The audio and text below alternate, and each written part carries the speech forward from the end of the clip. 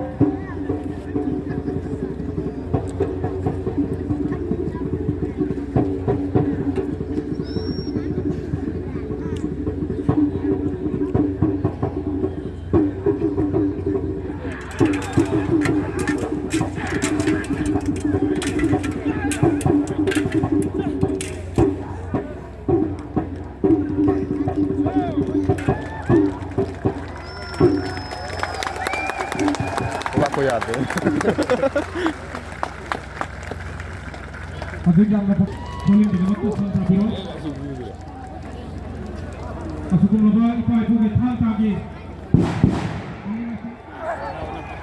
Ngầu đấy được. Người đi lấy nó vợ, tôi chỉ vào mà có là mình mà xí xấu.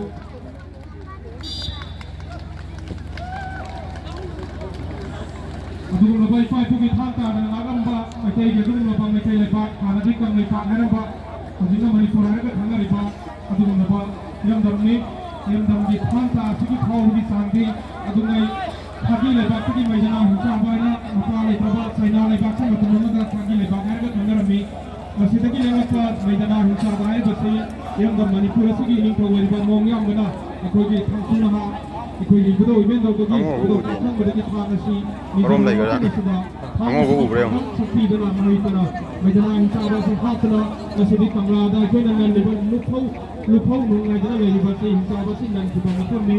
Picture bersih menikau iram dan masih ki ini kau dia tu nama thang pagi ni ya tu nak. Andam macam mana tu ki? Lepas aku nama tiba tuhul am lepas tu nama lam ni.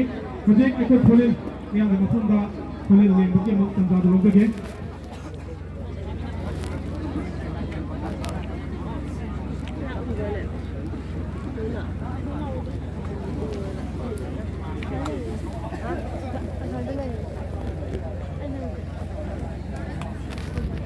Lanjut, thanks for you untuk.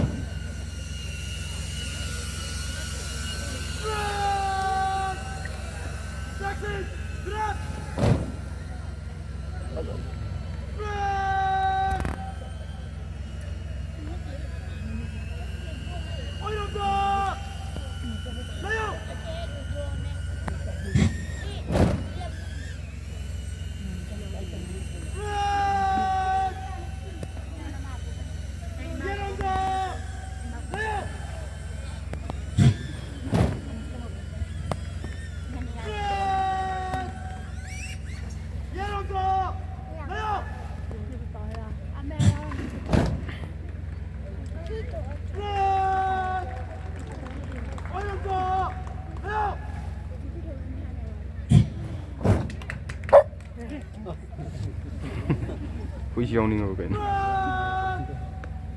루팅풀에서 우차 교섭법 우차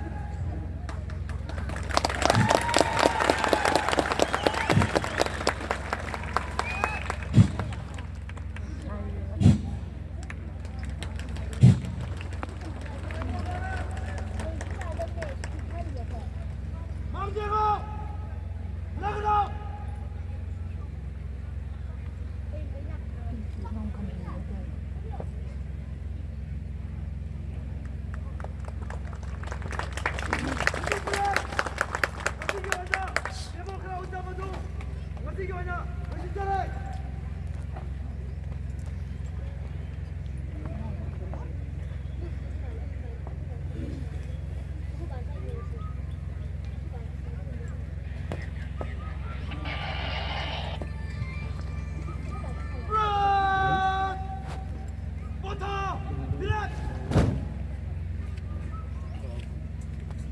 다시 누민 니푸니 춤나 자타라고 트레이닝 것이다. 아이고이나 내일과 이슬리나 싱가시 꿈나박 야마 타와 야운다.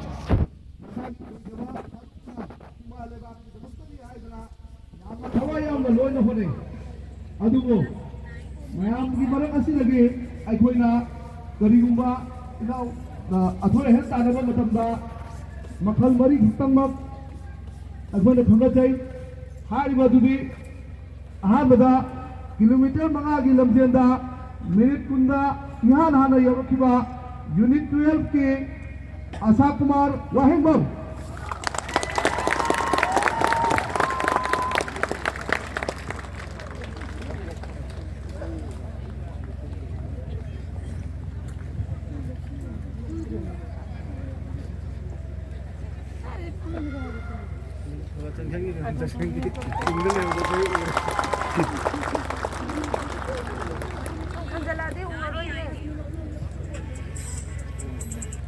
Moi, il est pas qui veut, j'en ai ꯑꯅꯤꯁꯨꯕꯗ ꯑꯣꯕꯁꯇꯦꯀꯜꯗ ꯐꯥꯁ ꯇꯥꯈꯤꯕ unit 30ꯒꯤ ꯃꯣꯏꯔꯥꯡꯊꯦꯝ Leo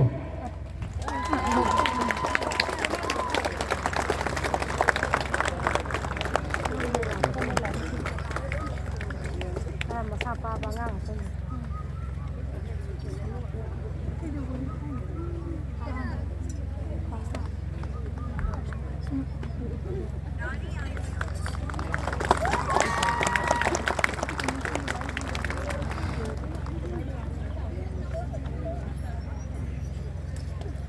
मदरदा radio communication radio set की मतांगदा fast आखिबा unit 15 की लंचेनबा खुमन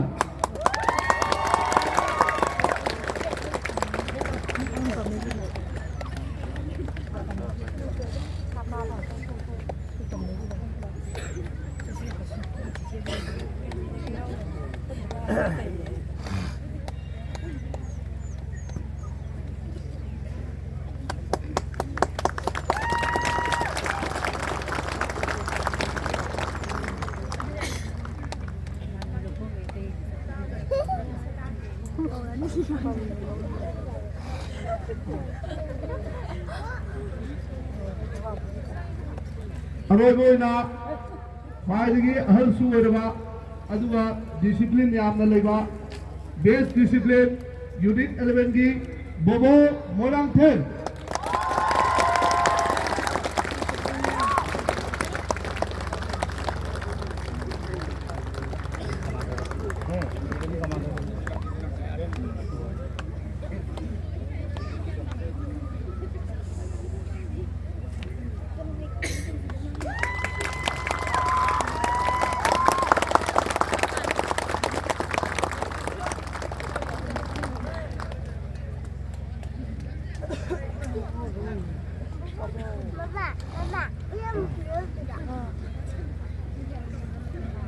मखा तारकपसिदी अखोगी असिगी थोरमसिदा लेक्शन बिरिबा मणिपुर की मैम अहूब खबार गोबियो आंगे लेक्शन बिरने बासे अखोगी नाव कोरोमान मखमंगे अपोपा अदुगुनबा कोइंगम मखमंगे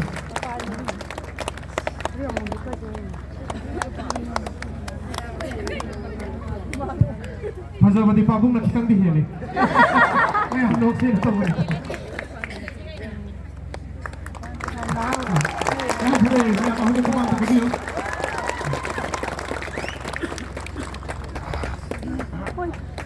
मखा तारकवासिना अखोगी अरामबाई तेंगोल बुलु सिंबिरिबा अरामबाई तेंगोल गी लुसिंग पुरेन कोरुंगान बा खुमन गी मफमदा समलबा लेंग्याल मतंग खुदोल तौबिनबा नोनुमनि सिंजरी अखोगी नाव कोरुंगान बा खुमन अमतंग लेन थोकिरनबा तौसिंजरी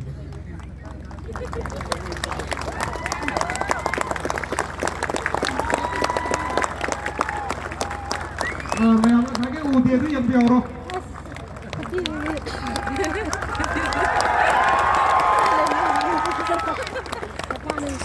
मखा तारकपसिना ट्रेनिंग सेशन असिदा अखोगी लानी गी थाउपुबीबा ओबिरंबा इनाव ओबिबा असेम कानन अंतंग लेन थोकिरनबा तौथोकसरी असेम कानन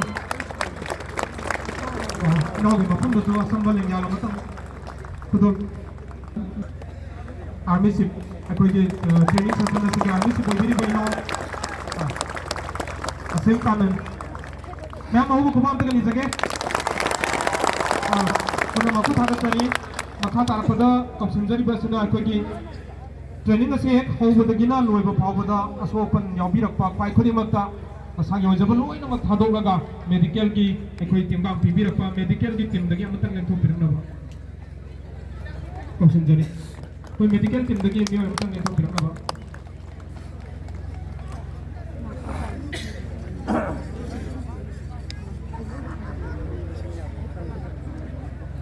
boboy no boboy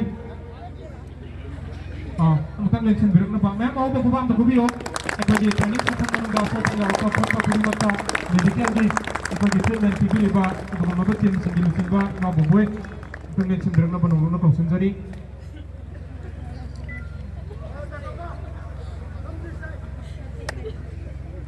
ata sa gusto ꯑꯝꯇꯪ ꯌꯦꯡꯊꯣꯛꯄꯤꯔꯛꯅꯕ ꯇꯧꯁꯤꯟꯖꯔꯤ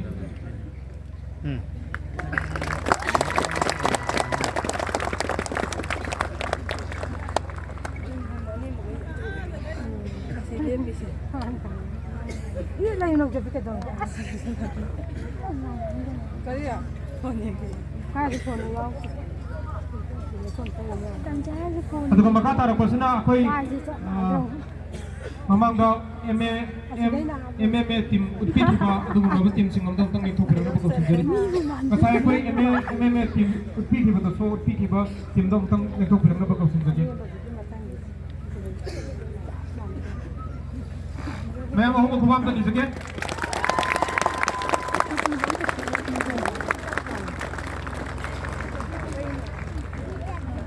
ꯑꯩꯈꯣꯏꯒꯤ ꯉꯁꯤꯒꯤ ꯇ꯭ꯔꯦꯅꯤꯡ ꯁꯦꯁꯟ ꯂꯣꯏꯁꯤꯟꯕꯁꯤꯗ ꯃꯥꯏ ꯄꯥꯛꯅ ꯂꯣꯏꯈꯤꯕ ꯈꯨꯗꯤꯡꯃꯛ ꯁ꯭ꯄꯦꯁꯤꯌꯦꯜ ꯐꯣꯔꯁ ꯉꯥꯛꯇꯅꯤ ꯑꯗꯨꯕꯨ ꯈꯔ ꯑꯈꯟꯅꯕ ꯈꯔꯗꯪ ꯑꯩꯈꯣꯏꯅ ꯂꯥꯡꯖꯕꯅꯤ ꯃꯌꯥꯝ ꯋꯥꯔꯧꯕꯤꯔꯣꯏ ꯍꯧꯖꯤꯛ ꯃꯥꯡꯗ ꯎꯠꯄꯤꯔꯤꯕ ꯂꯩꯕꯤꯔꯤꯕ ꯇꯤꯝ ꯑꯁꯤ MMA ꯇꯤꯝꯅꯤ ꯉꯁꯥꯏ ꯑꯩꯈꯣꯏꯒꯤ ꯃꯌꯥꯝꯒꯤꯁꯨ ꯎꯠꯄꯤꯈꯤꯕ ꯇꯤꯝꯗꯅꯤ ꯃꯌꯥꯝ ꯑꯍꯨꯝ ꯈꯨꯕꯥꯝ ꯑꯃꯇꯪꯒ ꯄꯨꯛꯅꯤꯡ ꯊꯧꯒꯠꯄꯤꯔꯛꯅꯕ